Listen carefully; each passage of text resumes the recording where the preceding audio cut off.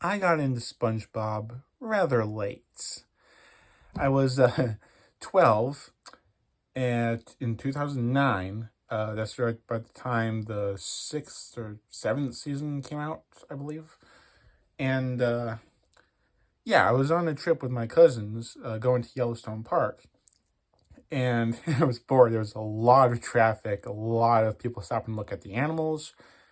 So my cousins had this kind of fancy SUV with a flip down TV in the back seat, which I thought was the most amazing thing at that time because none of our cars had anything like that. But anyway, the very first thing that you put on, put the DVDs in, was from this. Yeah, I started at the beginning like everyone else, but yeah, I can't remember. It was yeah, I think it was the first disc you put in first. Either it was either Reef Blower or Nature Pants was my first episode. It was either one of those. I can't remember. Um, but anyway, it escalated from there, and I just got all the box sets for myself. And yeah, if you can, I'll show you my collection here. Just a sec. Oh. Well, now I can't turn the camera around. Well, anyway, what I have got is seasons 1, 2, 3, 4, and these are old DVD sets, by the way, before they started putting the whole seasons. So after season 3, the original release, they added it into volumes. So I got season 4, volume 1 and 2. I don't have season 5, volume 1. It was kind of hard to find at the time. But I have seen most of the episodes from season 5. My favorite was Sing a Song of Patrick, which is on that specific volume. Can't remember much of anything else. I do have season 5, volume 2. Season 6, volume 1 and 2. And after that, you notice there's a gap in my collection because it goes straight to season 11 and then season 12. There's a reason for that. A lot of people started bashing SpongeBob right around season 4. Mr. Enter did a whole video on why that happens, and most people point to, well, like he said, the best day ever marathon in that episode, which was very lackluster. So what I'm getting at is a lot of people quit around that time. Some people quit in season 5. Mr. Enter himself quitted in season 6 with the Splinter. I don't know. He went on about how it got more annoying and gory and mean-spirited. Yeah, I can kind of see that in bits and pieces. But for me, personally, I have a higher tolerance for gore and gross out than most people. I'm not gonna, voluntarily seek it out or anything, but if I watch a gross out show, I'm not gonna lose my lunch or anything. I mean, I wouldn't eat during them, but the Splinter, when I first saw it, I didn't wince, like, at all. So I don't know what his problem was. But for me, SpongeBob gets worst when it's mean-spirited. And that strikes a nerve with me. So the first time I noticed something like really mean-spirited was actually in season 4 with Squidward, which is, in my opinion, the worst episode of season 4. No, it is not the best day ever, or the gift of gum, or even Good Neighbors. I could tolerate all of that, but Squidward leaves a bad feeling in my mouth. I just can't. But for the most part, I didn't quit the entire series around that point. I could handle all of season 6, had to dish out. My quitting point was in season 7, believe it or not. And it was the most mean-spirited episode I've ever seen at that point. It was stuck in the ringer. And I hated it for the reasons everyone does. mostly because it didn't really come across as really good. Okay, I'm sorry. Sometimes I don't know how to express myself, but yeah, Stuck in the Ringer just got horrible, and it put the wrong person in the wrong. That's an important point right there.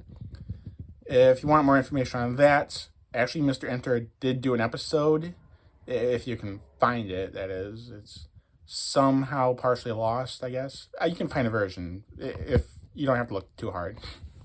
But yeah, I hate it for the same reasons he does. And that's about the time I quit. I did view the entirety of season 7. I actually rented it from Family Video a while back. I watched the entire season, and for the most part, I don't remember a single friggin' episode. I mean, I remembered 2 or 3. I mean, besides Stuck in the Ringer, obviously. I remember The Scent of Money, something to do with Mr. Krabs searching down pennies in an arcade. I don't remember. Plankton disguising himself as his grandma. That was an episode. Oh, Someone's in the Kitchen with Sandy. God, that one was creepy. So yeah, a lot of bad episodes here and there. But I think the one that I remember that I liked was actually The Wreck of the Mauna Loa. I thought that was pretty decent. Nothing to write home about. Then season 8 comes around.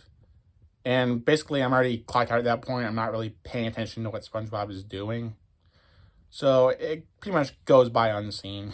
I mean, I hear rumors, and like I said, Mr. Enter is there doing reviews of the horrible episodes of season 8. So I'm like, you know what? No, I'm done with SpongeBob for now. And I didn't think it could ever get better. And then it kind of did.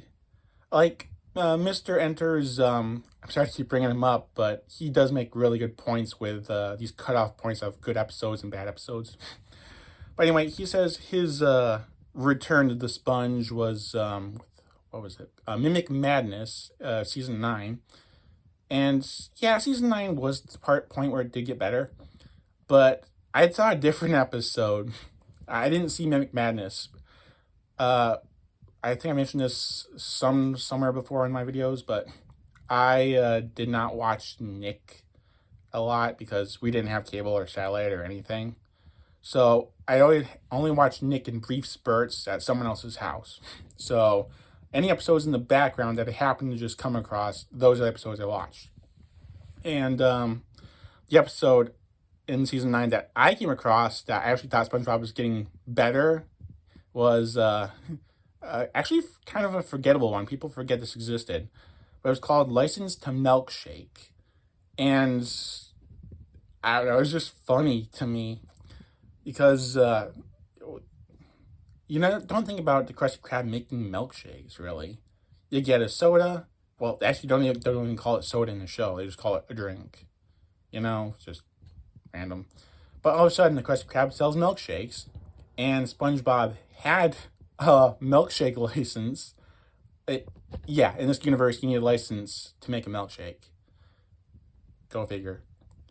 But it expires, and SpongeBob's going through this training school in order to get it back, and I don't know, it was just funny. So, yeah, that was when I came back to SpongeBob. And after that, yeah, I kind of didn't pay attention much anymore.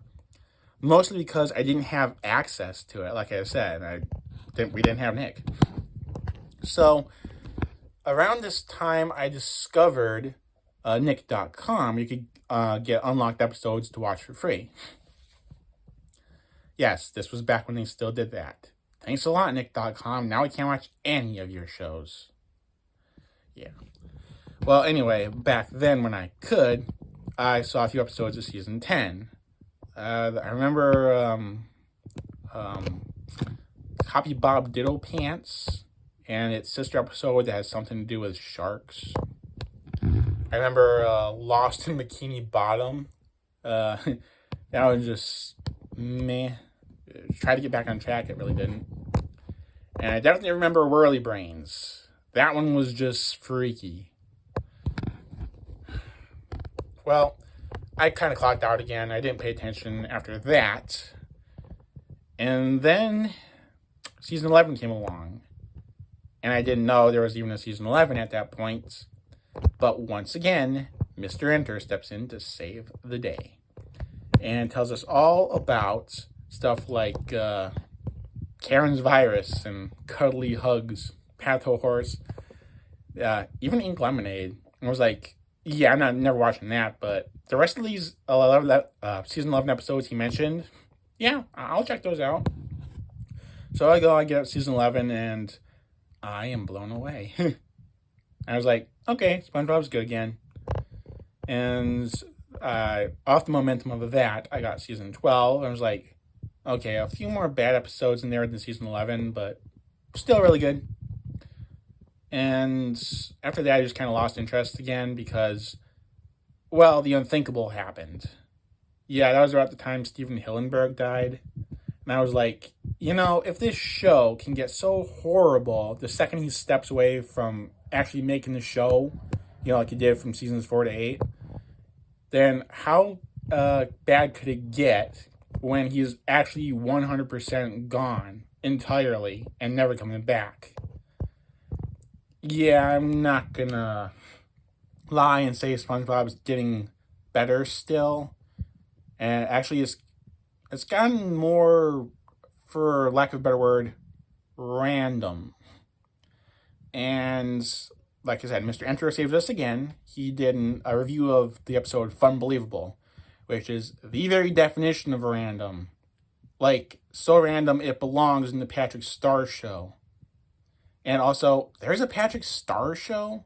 What the hell? No one needs more than one spinoff of SpongeBob, let alone 2. Yeah, the floodgates opened when Steven died. It was just very disrespectful. I can't handle the so randomness of the Patrick Star Show, and Camp Coral doesn't even need to exist. Continuity is not an option. SpongeBob met Sandy at the beginning of season 1, not when he was in summer camp. These idiots can't even read their own friggin' lore. Anyway,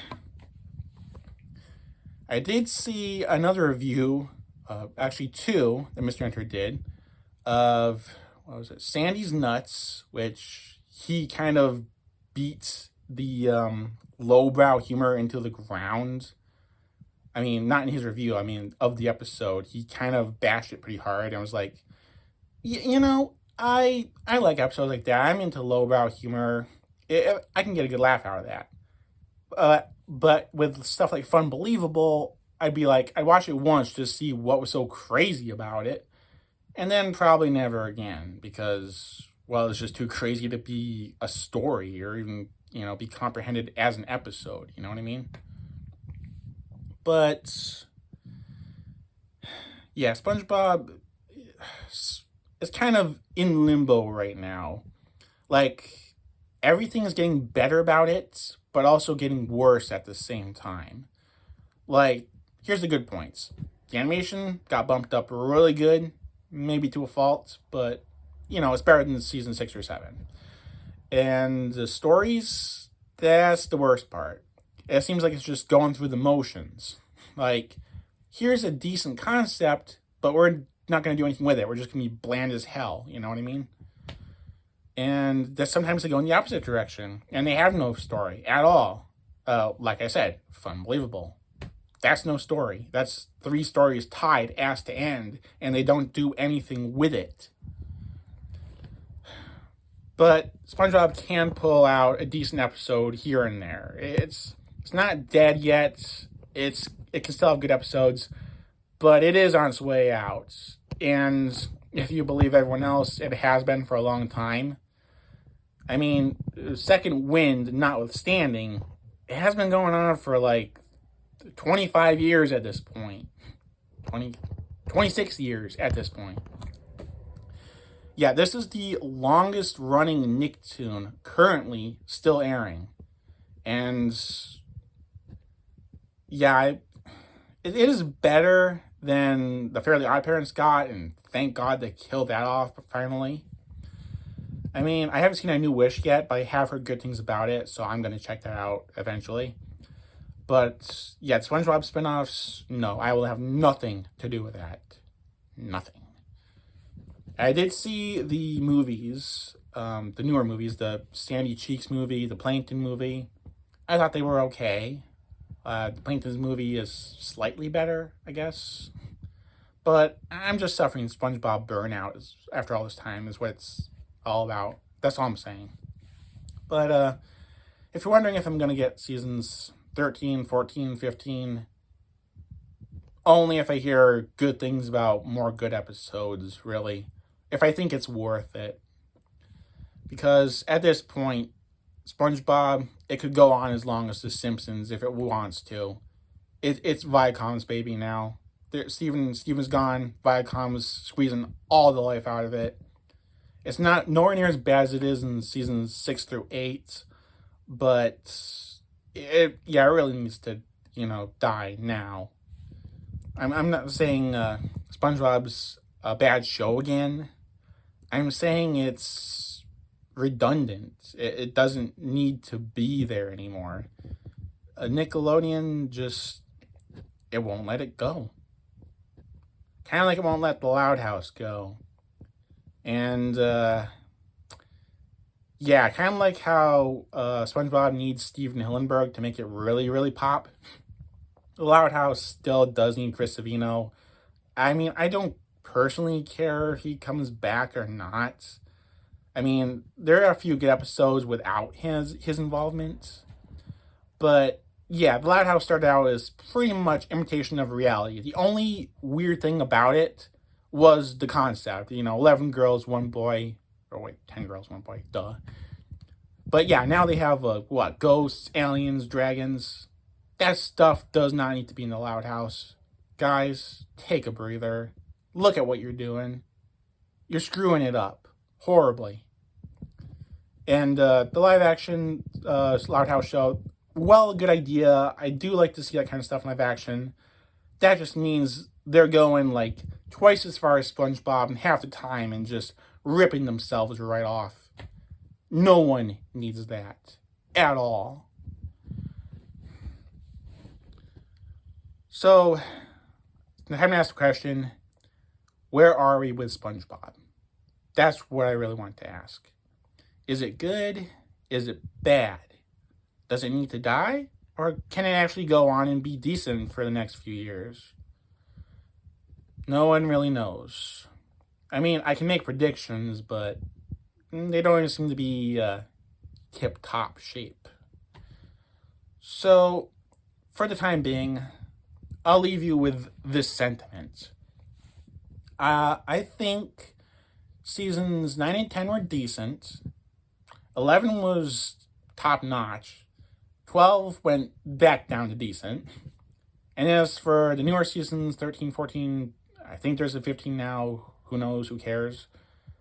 I'll let you know if I ever see any episodes, because, like I said, Nickelodeon doesn't have free episodes anymore, and I don't get to watch it on satellite near it more than enough. I mean, I have Pluto, but all it is reruns of SpongeBob and Fairly Odd Parents and stuff like that. So, I don't know. If I ever see any new episodes, I'll let you know. As for the show itself, yeah, it's still decent. It's there. Now, don't get me wrong. I love SpongeBob so much. It was a big part of my life, especially during the teen years. Yeah, I know I'm kind of in the minority on that, but it kind of developed my sense of humor in that period of time. And a lot of things developed my humor, but SpongeBob, yeah, some jokes still hold up. But as for modern SpongeBob, which is, modern SpongeBob, I gotta make that distinction now. Still so random, still kind of good. We'll leave it at that. I don't know if it's gonna get better or worse. But if it keeps holding on like it does, it'll pop out decent episodes still here and there. If some artificial intelligence is any sign, because it can still do pretty decent commentary. But yeah, I'm hemming and hawing now because I don't really know how to end this. So I'll leave it at this. SpongeBob, for the moment, is still good. SpongeBob could be bad again, but we will have to wait and see. That's where I'm leaving it at for now. See you next time.